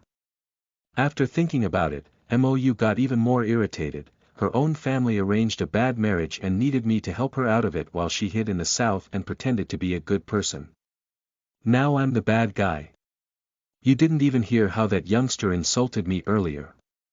If it wasn't for her, I would have already killed him." Nanny Ning smiled. "My lady is basically a sister of Lady Yurong. It's fine to use a bit of energy to help your own sister out." Mou smirked coldly and said, "We all say black jade is the precious, but that young phoenix is the actual precious treasure in this world. The entire continent thinks she's pure, innocent, and pretty, but they don't know she's a cheapskate and no one could blame her. If she's not happy, then she can do and will do anything. I'm not helping her because she's like a sister to me. I'm just worried that if she's not happy and doesn't marry Qiu Shijun, then what will happen?" Nanny Ning soothed her, "Thank God that after tonight, we don't have to worry about this thing anymore." The window curtain was lifted slightly and Mou glanced towards the ruined garden behind Hongguang Palace and that cold lake which was covered out by an old wall. She thought about Qin Chongxing's words and thought to herself, "Will tonight pass successfully? Why must he be sealed here specifically? What is the saint thinking?" After the few sentences of mockery, Mou's voice wasn't heard again. Qin Chongxing stood quietly in the ruined garden by himself. The cold lake was in front and the berry trees were to his side. His body wasn't as lonely as before. It was as if strength was filled inside his flesh. After making sure that Mou had left, he started walking forward and past the berry trees. He arrived at the lake. A wave of coldness hit his face. The ruined garden was clearly colder than any other place in this royal palace. The reason was probably due to the cold lake in front of him. He observed the surface of the cold lake closely while letting the freezing air stack against his face until a frost seemed to appear on his eyebrows. He wasn't looking for pain, he just wanted to use the environment to calm himself down. He wasn't willing to waste time on anger or any other negative mood. The previous words he said that Mou seemed to be childish and useless. Perhaps the words were the complete opposite of calmness, but he still said them. There are 3,000 methods to understand the way. His method was to soothe his own mind. To act on his mind and to live by his mind. If the world wouldn't let him do things his own way, he will think of methods to soothe his own mind. Only after the mind is soothed can a person be undisturbed. And being undisturbed is the highest level of calmness. Of course, he didn't want his words to be jokes either. Therefore he had to leave the ruined garden and make it back to Wei Yang Palace. Before he left the Tradition Academy, he had made some preparations. However, if the powerful figures can deceive Luo Luo out of Wei Yang Palace, then he can't place all his hopes on her. What can he do to leave this ruined garden? He had no idea at the moment, but he still told Mo Yu previously that he would, just as he told Tang 36 and Luo Luo that he would participate in the great trial and obtain the first place. Although it was without reason and impossible, he said it with such a calmness and confidence. This unlogical confidence seemed impressive to those who trusted him, but was a joke to strangers from the outside. Only he himself knew that this confidence originated from a need. If in the beginning of next year, he had to participate in the great trial and obtain the first place, then he will accomplish it, or he will die. Tonight, if he had to leave the ruined garden and appear in Wei Yang Palace, then he will accomplish this as well. He must do it, so he will do it. Before all this, he must believe that he will do it, only this way will his mind be soothed. Once again, there are 3,000 methods to understand the way, and his only method was to soothe his mind.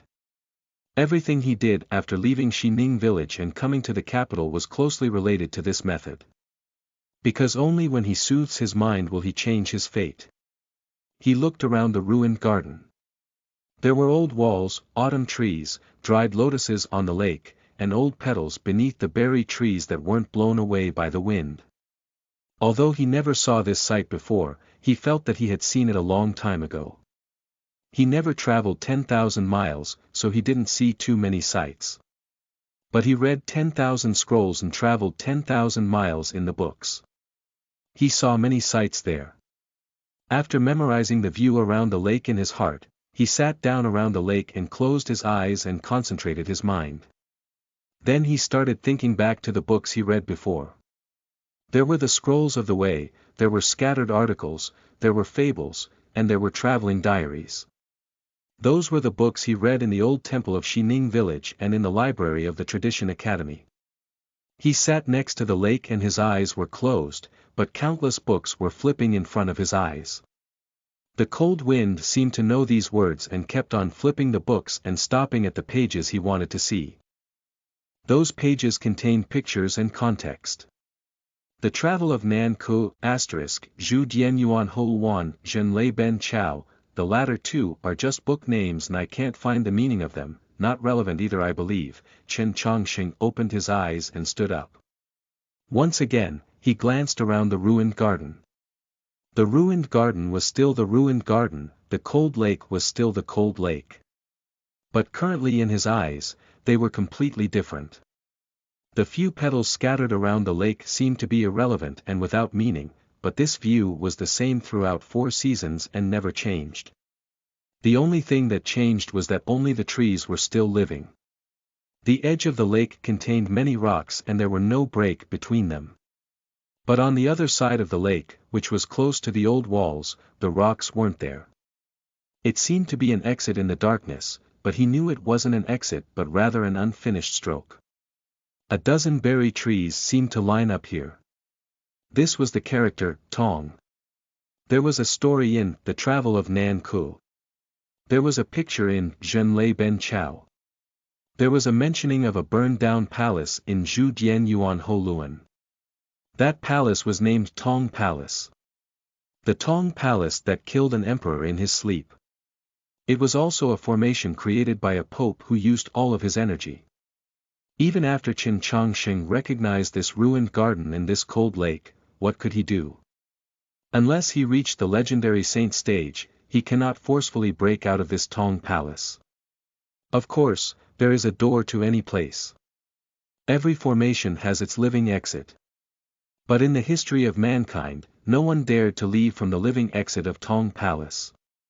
Many years ago, the Tong Palace which was burned to ashes had grim reapers guarding outside of its living exit.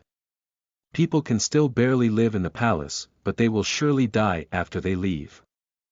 Because charm and harm always come together.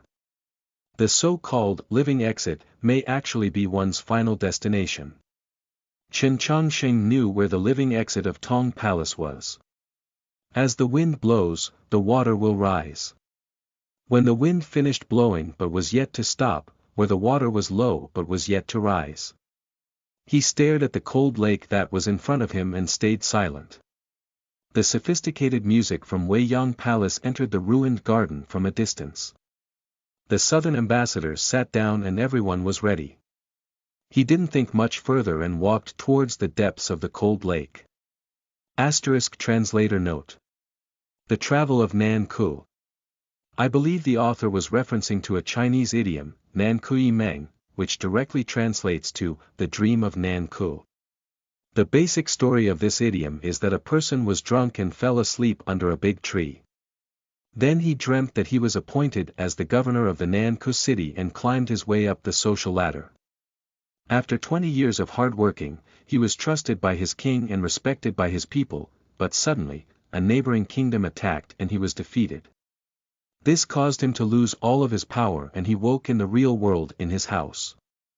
This dream made him realize that the fortune and glory in this world is gained and lost too quickly. At last, he turned to Taoism and became a hermit. Thanks for the feedback on translator note, and I took the advice of leaving them on the end of the chapter to not disturb the flow of the story. Chapter 58, Charging Alone into the Dragon Pond. You are listening at novelfull.audio. Translated by Hypersheep 325. Edited by Micah. Recognizing the Tong Palace did not mean that one could break out of the Tong Palace and leave. Finding the Tong Palace's gate of life in no way meant that one could escape into the outside world. In reality, in the countless years from now and into the distant past, countless experts had been imprisoned in the Tong Palace, and not one person dared to take a single step into the Tong Palace's gate of life. Those worthy of being imprisoned in the Tong Palace were naturally not ordinary, so they clearly understood the principle that life was death. They firmly believed that the Pope who had created the Tong Palace would not leave any gap. Once one stepped through the Tong Palace's gate of life, it was the equivalent of stepping into the realm of death. In the abyss of despair, one was not guaranteed to see hope, and who would really face death in order to live. Compared to choosing that seemingly most simple and straightforward yet actually most dangerous path, it was better to try and find some other method. Even sitting and waiting was a better choice. Chen Chongsheng was probably the weakest person to be imprisoned within the Tong Palace in all its history, but he was also the most unique person. He was different from the other prisoners of the Tong Palace. He had always been seeking out hope in the abyss of despair. He was walking every day and night towards death to live. Benoel he was the person in the world that most valued time, and he did not wish to use it in arguing over meaningless things. After having a few of his speculations confirmed by that conversation with Mou, he very speedily made his decision, stepping without hesitation into the cold pond. At the time, he did not know that the cold pond he was about to enter was called the Black Dragon Pond, but even if he did know, it would not have mattered. He wanted to leave this abandoned garden and quickly return to Wei Yang Palace to accomplish that task, so no matter what blocked his way, whether it was a tiger cave or dragon pond, he wanted to charge in. This abandoned garden was bitingly cold because of this cold pond, so its waters were naturally even colder. Only when his feet fell upon the surface of the pond did he discover that an extremely thin layer of transparent ice had formed upon it. With a few cracking sounds, it was broken into shards of ice. Chen Chongsheng did not feel the waters of the pond soaking his shoes because his feet did not enter the water. The cracking sounds continued as the thin sheet of ice over the pond began to splinter. The water under the ice also began to part, revealing stone steps that descended beneath the pond. The stone steps gradually descended from the shore towards the depths of the pond, their surfaces extremely dry. There was not a trace of water on these steps, not even moss. The waters of the pond were parted by some invisible power, a very mystical sight. The stone steps extended into the gloom, faintly portending limitless dangers. However, Chen Chongsheng seemed calm and composed, as if this mystical sight had never occurred, as if this path had always existed. After 10 steps, the stone stairs vanished below the pond waters, extending all the way to the bottom of the pond. The ground to which the path led was also very dry, but the corners of the walls were filled with snow. The temperature here was even colder than it was on the shore of the pond. The starry sky and the music from Weiyang Palace was gradually fading into the distance as the path proceeded further into the darkness, nothing visible whatsoever. The more one walked, the more one felt that one was departing the real and human world, possibly about to plunge into an abyss at any moment or walk into some other world. Chen Changsheng did not stop or slow his steps. On the contrary, he increased his pace until he was running. He ran into the dark abyss. After running for an unknown amount of time, he reached the end of the path and realized that this place was not completely dark. The starry sky could no longer be seen and the colored lanterns of the Double Seventh Festival were powerless to illuminate this place, but there was still some feeble light at the end of this path, piercing through the limpid waters of the pond, shining upon his body and upon a stone door. This stone door was about 10 zhang tall and looked extremely heavy. There were no carvings upon the door, it was just two massive stone slabs placed together. It looked just like the toy block some god had left behind as a child. It also seemed like the coffin of some god, sinister and solemn to the extreme. What shocked and concerned Chen Changsheng even more was that an indescribable might could faintly be felt from behind the door. At the side door of the Heavenly Tao Academy and outside Weiyang Palace, he had felt the mighty pressure and qi exuded by Su Shiji, but compared to the mighty pressure behind this stone door, Su Shiji's powerful divine general's qi was just like that of a cricket, not even on the same level. Yes, Chen Changsheng had never felt such a powerful might as the one coming from behind the stone door, or even heard of anything similar. This was an existence that completely exceeded a normal person's imagination. To approach this existence was to suffer an absolute suppression, to confront a certain death. Let alone a 14-year-old ordinary youth like him, even a star condensation expert like Mo would not be able to directly resist the qi coming from behind the stone door. Even a supreme expert of the saint realm might also choose to stay far away. This mighty pressure was not intentionally released by the terrifying existence behind this door, but was rather the qi that was able to squeeze past the cracks in the door. Despite this, it was enough to oppress Chen Changsheng's body and mind with cold. His face was pale as snow and his 2 feet seemed frozen to the floor. Nanny Ning was worried that he would accidentally enter the gate of life and encounter that legendary existence beyond the stone door.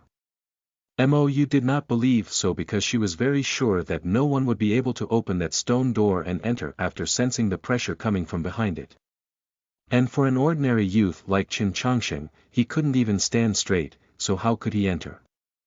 No one expected that the true situation was different from what Mou imagined. Chen Changsheng was in extreme pain, yet he did not collapse and was even able to maintain a clear mind. He also didn't know why this was the case.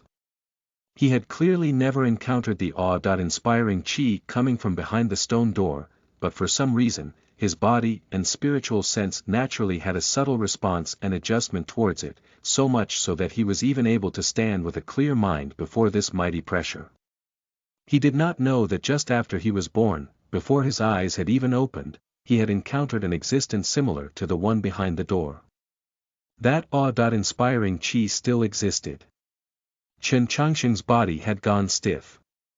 He did not collapse, but he could not leave either. He subconsciously gripped the dagger in his hand somewhat tighter. He sensed that the tighter he gripped the dagger, the easier he found it to bear the pressure coming from behind the stone door, and the more comfortable he would feel. It was like there was some energy being transferred from the hilt into his body, protecting him. He did not know what this energy was. He thought it was courage. The dagger had been gifted to him by senior brother Yuren before he descended the mountain. He had read the 3,000 scriptures of the Taoist canon, but he had never heard of a person more courageous than senior Yuren. So he believed that his senior's sword was a source of courage. He gripped the dagger and took one step forward. His palm fell on the stone door and pushed it open. Without a single noise, the stone door slowly opened. In the underground space deep below the imperial city of the Great Zhou, the stone door that had not once been opened since its construction was finally opened tonight. Dust was sent drifting into the air, the dust of history. This period of history had already reached 1,000 years. Behind the stone door was darkness, absolute darkness. Chen Changsheng held the dagger in front of him while his other hand took out the night pearl and raised it in the air. This night pearl was bright and splendid, perfectly round like a melon. This was the pearl Luoluo had gifted to him when taking him as her teacher, but it was a mystery where he had been storing it. The gentle and watery light spread out from the night pearl in his hand to all directions, yet after quite some time, this light still did not shine upon anything like a wall. This was an extraordinarily vast space, incomparably spacious and empty. One could even place a true palace hall in here. Chen Changsheng had never imagined that the great Zhou imperial palace would have such a massive underground space beneath it. Judging by the distance he had run, the place he was standing might even be under some place in the capital beyond the walls of the imperial palace. The light of the night pearl gradually spread farther, and the vast and limitless space seemed to gradually grow more real. In the distance, there was a flashing of silver light, densely packed like countless layers of silver scraps or like all the stars in the night sky had descended to the human world. Chen Changsheng raised the night pearl and walked in that direction. When he reached those silver scraps, he realized to his shock that it was actually a pile of silver ingots. A silver sea formed from innumerable silver ingots. In the center of the silver sea was a golden mountain made of gold bricks. At the summit of this golden mountain grew a tree of dark red coral. On the numerous branches of this coral tree hung countless fruits carved from diamonds and crystals. A golden mountain, a silver sea, and a coral tree, and also tens of thousands of jeweled fruits. This scene was truly rather tacky, because it was far too extravagant beyond description. Chen Changsheng was shocked speechless, even almost forgetting about that pressure. He had never seen this much wealth in his life. To be more precise, on this continent, there had never been anyone who had seen this much treasure. The surface of the silver sea was covered in a shallow layer of frost. The surfaces of many silver ingots had begun to peel and were scattered about like wood shavings. The scraps of silver he had seen were these. This underground space was so cold that not even silver could endure it. Just then, there was a sudden gust of cold wind. The silver sea began to swell as countless silver scraps were sent rustling all over the place. The color of the frost suddenly deepened as snow began to accumulate in the depths of the silver sea. This gust of cold wind blew for a very long time. Chen Changsheng's body was covered in a layer of snow, his eyebrows and eyelashes already stained white. But his heart was even colder.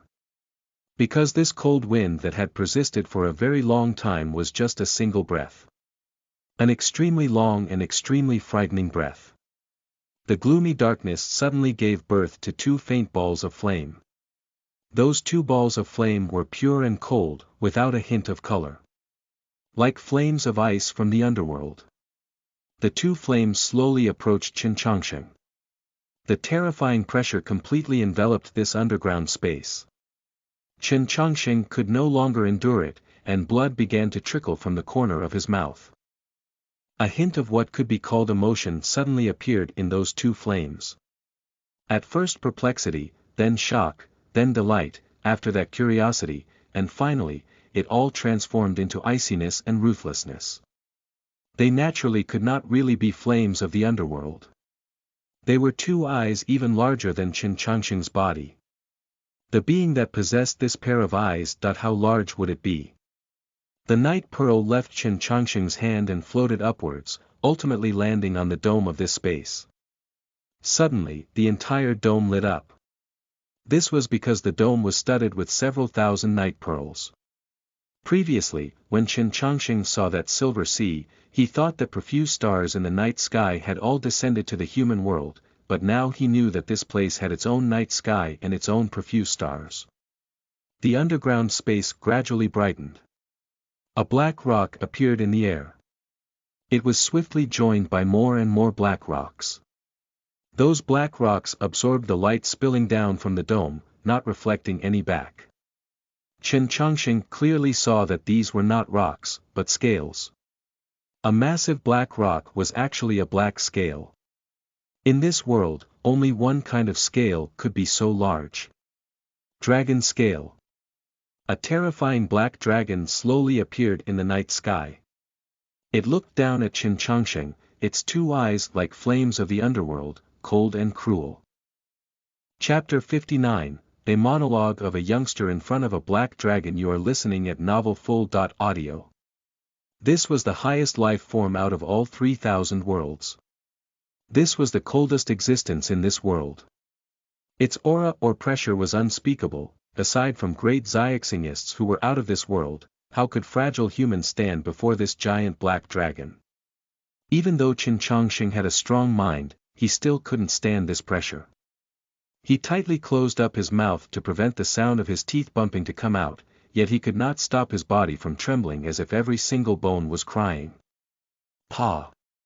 He did not kneel in front of the black dragon, but he could not stand up either. He fell on the cold and hard ground. He felt absent-minded.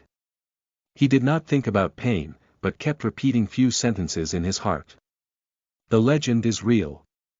There's a dragon inside the royal palace. A noblest frost dragon. Before he opened up that heavy door, he had thought of many possibilities.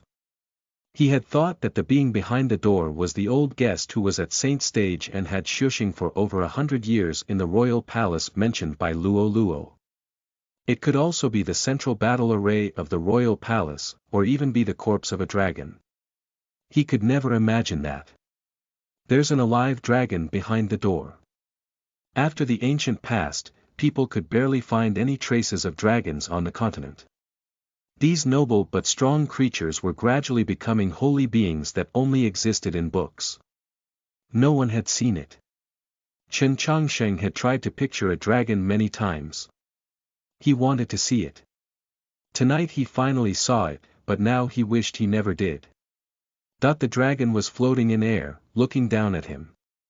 The lights emitted from the thousands of nightly pearls at the roof were absorbed by his black scales. The black dragon was as scary as a living abyss, but what really caused fear was its pair of eyes. The eyes were filled with coldness and brutality. Chen Chongqing understood the meaning of its look. It was that of a human child looking at ants under the tree. They were extraordinarily pure, cold and violent for no known reason or explanation. Kids could stare at ants for half an hour and then stepped on all of them to death. This was the attitude of high-level creatures to subordinates. Chen Chongqing eventually understood the sentences Mo said before she left. Yes, no one could leave from the Tong Palace because the living exit of Tong Gong was under the cold pond. The cold pond was the real dragon pond. A black dragon lived here and any human who met it would meet death. Yet Mo never thought that he actually had the bravery or stupidity to walk in front of the black dragon. The frost on Chen Chongqing's eyelashes fell down like the snow on the Echinoanthus, some plant, blown off by wind. A tiny wind was blown up in the underground dimension. The black dragon was preparing to breathe. Chen Chongqing knew that he would die at the next moment. The moment he pushed the door, he prepared many plans. Even if he really met the old guest who was at Saint Stage, he did not think he would definitely die because he believed that as long as he could communicate, then he could change his fate. But behind the door was a black dragon. In legends, the dragon was noble, strong but never kind. Dragon wouldn't communicate with humans. They disdained to communicate with humans, or at least they felt that it was shameful to communicate with a common human like him. To this, he didn't have any preparation. He had prepared for death for many years, but when death truly came, he realized that he wasn't prepared well enough for it. He realized that death was something that one couldn't prepare for. The underground dimension was deadly silent. The lights of the nightly pearls, like snow, fell on his body. He felt a bit cold and suddenly, he felt very tired. He knew whatever he was going to do was simply a waste of time, so he stopped trying to stand up, and even stopped thinking what would happen next. He raised his head, looked at the terrifying mountain like dragon's head with a calm and relieved composure. It seems that my master is right, I am truly unfortunate. He did not know if this black dragon could understand the human language or not, but he thought, such a noble creature, even if it could understand, it would feel shameful to listen. Because of this, Chen Changxing spoke the words that he never told anyone before to the black dragon. I have an incurable disease. I can't live past 20. Master is the best doctor in the continent and my medical skill is not bad, but we both can't cure it. This disease is more fatal than any fatal disease. It's not a disease, but fate. I am unfortunate. After arriving at the capital, I spent a lot of effort. I finally got into the Tradition Academy, acquired the right to participate in the Great Trial, and although I am still very far away from Ling Yan Pavilion, after taking the first step towards it and encountering Luo Luo, I thought my fortune was gradually getting better. Surprisingly, I encounter you tonight. My fortune is actually still so bad. Chen Changxing's face was a little pale, not because of fear but because of the frost and snow. Now that he was fearless, he could face a legendary brutal black dragon. He no longer cared if this black dragon could understand him or not, or if it wanted to hear his words or not. He knew that he would die soon, so if he didn't speak these words now, he won't have any chance to say them. Everyone says that life is fated and that no matter how terrible it is, it's unchangeable. However, I don't want to give up. A power came from nowhere and supported him to stand up. He raised his head and looked at the beautiful nightly pearls on the roof. He narrowed his eyes a bit, like a pitiful Joey looking at the first sunshine in the morning. He was happy and hopeful. I want to stay alive. I want to live past 20, then 100, even 500, 800. I want to live longer and longer. The best would be if I could live forever and never die. But first, I must live past 20, so I live very carefully. Every day I sleep early and wake up early. Every day I exercise. I was never picky and never overate. It's not my personality, so I only can have a healthy diet. According to the medical books, I use a little balance to measure meats and veggies to eat, and even so, I never felt tired of it. Until after 12, I turned all of these into instincts. I care about time. I use all my time to study Xiuxing. I want to interact with all of these fantastic knowledges before 20 and even more. I want to change my fate through Xiuxing. This way, I can have the opportunity to see more beautiful landscapes after 20. He looked at Black Dragon, said, yes, all I did, all of the rules I set for myself are for staying alive. The most important thing in life is to stay alive. For this, I am willing to pay any price. I am trying my best to stay alive. The Black Dragon's look at the youngster was still cold and brutal, probably because it didn't understand the human language, or more likely because it didn't care. It was like an ant sadly waving its foreleg towards a tree branch and the child observing it only finding it interesting or funny. Chen Changxing already didn't care about the Black Dragon's reaction. He only wanted to get it off his chest in the last moments of his life. Changing fate is really too hard.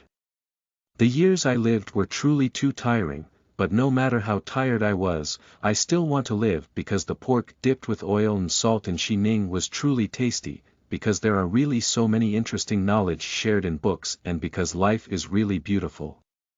I don't want to die, but I can't promise I will live to 20, more accurately, I don't have any confidence at all. I don't want the little girl delivered by my bamboo dragonfly to become a widow, so I came to the capital to cancel the engagement, but then. Everyone who knows me thinks I am too precocious. Unlike a 14-year-old youngster, all say I am mature, but they never think that I am only 5 years away from death. I am still young, but I am already half buried in soil.